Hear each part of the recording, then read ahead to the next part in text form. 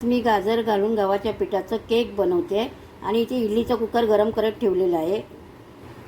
1 वाटी गव्हाचं पीठ घेतलं, चोको पावडर 2 चमचे, हे 2 चमचे चोको पावडर,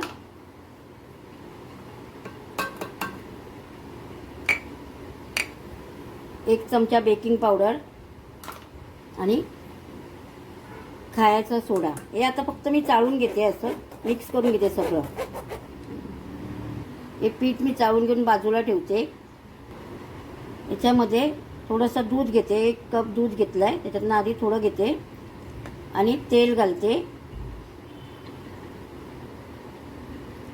ही लहान वाटी तेल आणि गूळ, देशी गूळ आहे, 1 वाटी गूळ घेतला आहे। आता हे चांगलं मिक्स करून घेते।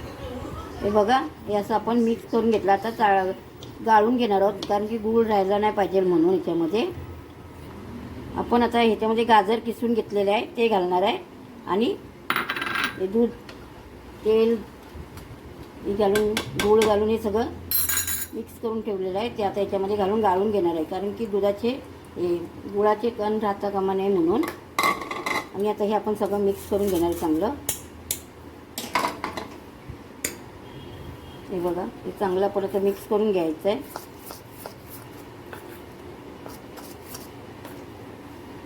मिक्स करून घेते। हे बघा, आपण चांगलं मिक्स करून घेतलेलं आहे।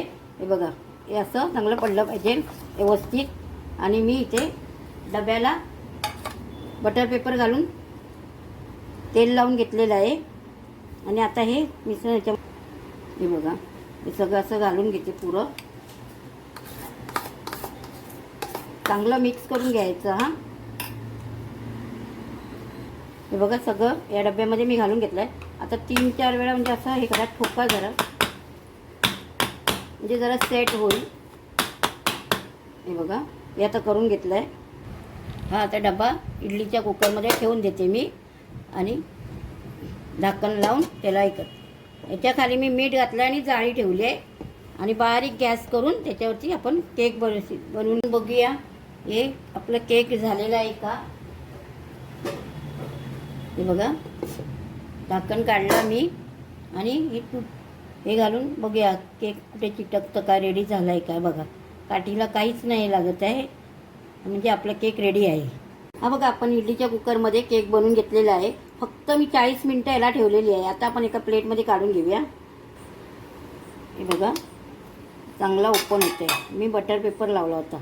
हे बघा, आतून पण चांगला शिजला आहे आणि आता आपण याला कट करूया, जे तुम्हाला मी दाखवते।